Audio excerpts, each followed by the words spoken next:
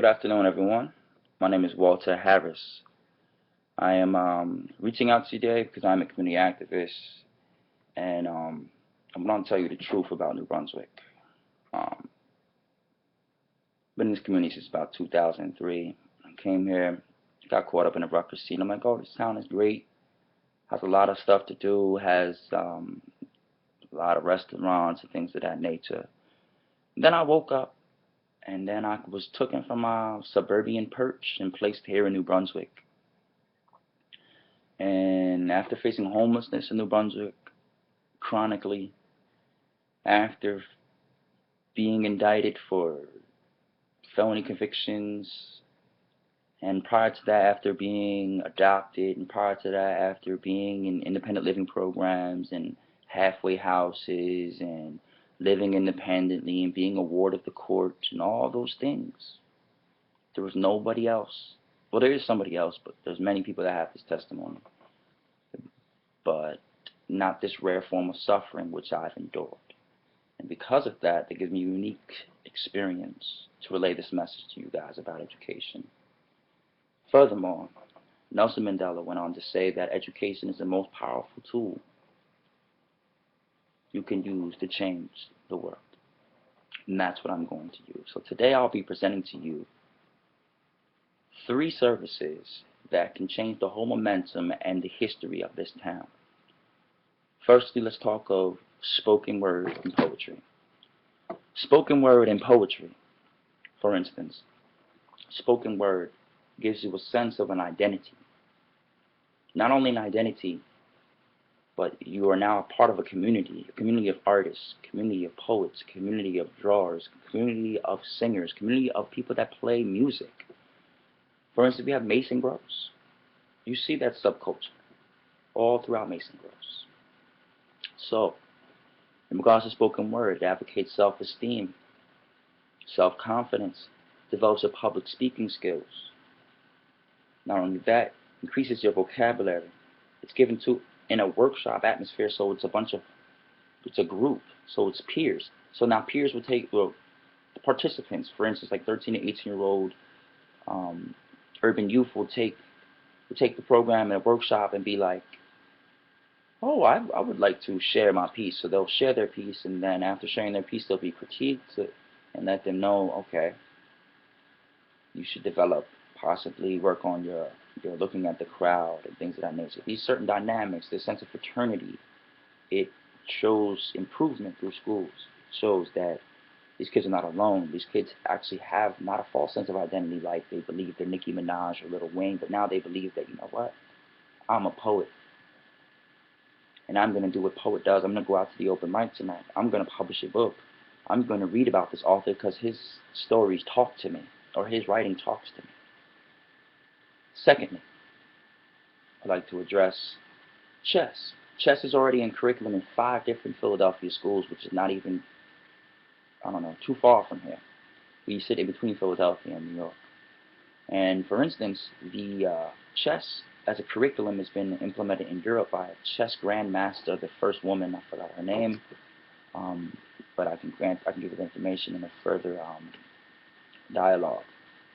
So in essence, what I would like to say here is that chess was even advocated by Benjamin Franklin, one of our forefathers who wrote the Constitution. He wrote a dialogue about the morals of chess, of how the pieces are, the way you play chess, it can induce moral codes and ethics, like there's no talking while you're playing chess. If you touch a piece, you must move a piece. There is no racial divide between chess. You can play any race of people and you just have a game. Furthermore, it increases your analytical thinking, develops patience, and like I said, it's in after-school programs as well as in a curriculum in the majority of schools throughout Europe, in Philadelphia, and Lord willing, in the near future, will be right here in New Brunswick with the public's help. Lastly, would be mentoring. Mentoring. You have RU Scholars, you have Youth Advocate Program, you have Big Brothers. All these programs, they show slight improvements yearly.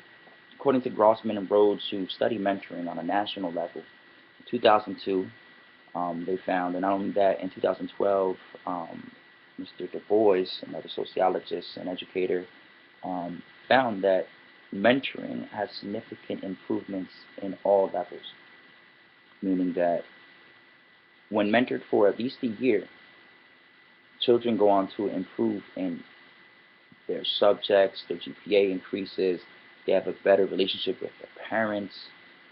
Um, the at-risk factors in urban areas, such as like gang violence, recidivism, rape, um, teen pregnancy, things of that nature, can all be antidoted through mentoring.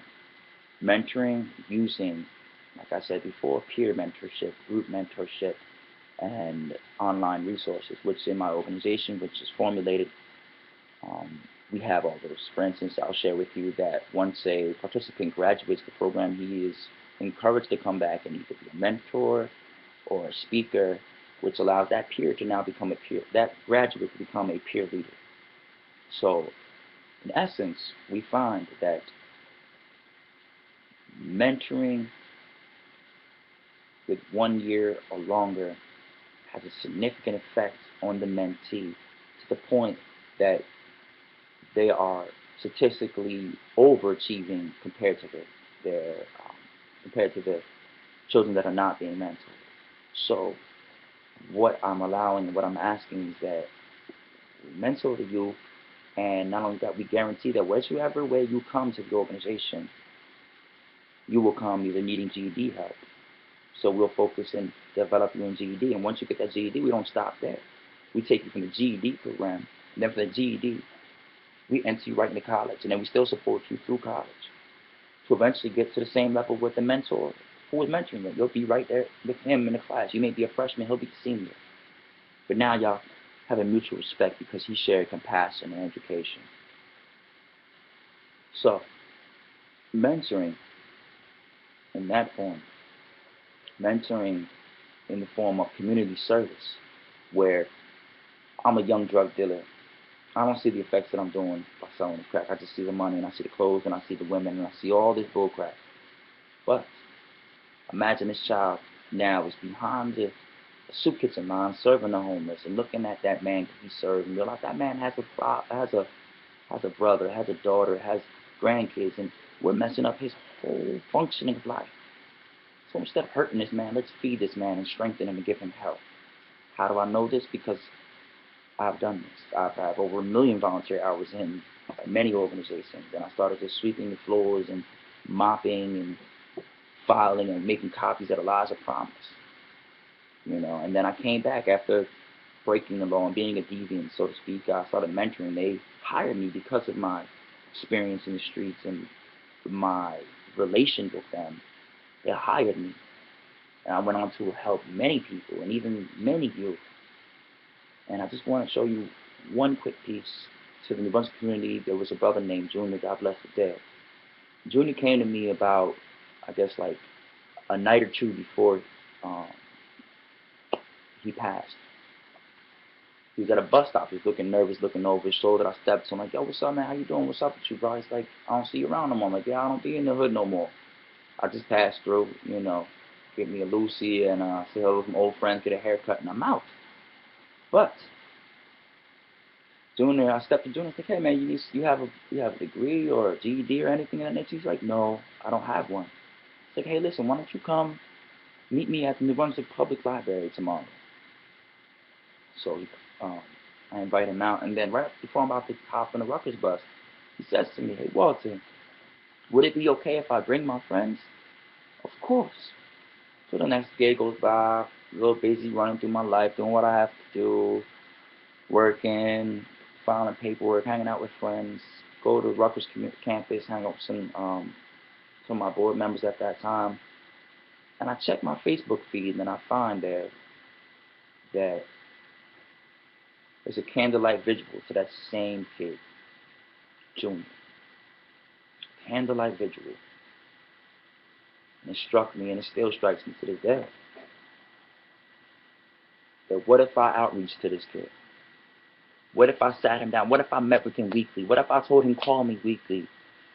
What if I introduced to him new concepts? What if I gave him equipped him with chess and equipped him with, he already rapped, he was a great rapper. What if I equipped him with sharpening that tool, performing arts that he had, and developed the positive aspects of what he already possessed? Sky's the limit for that too.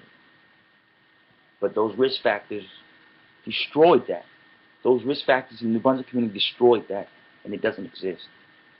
So I'm here to tell everybody in New Brunswick, especially the youth, the mothers, the fathers, the grandmothers, the students, the mayor, the police, anybody, you are destroying our community. When you remove the youth, the YMCA, the Women's YMCA, the Nairi School, the community pools, when you remove those things, you remove them and replace them with over-policing a 5-mile district.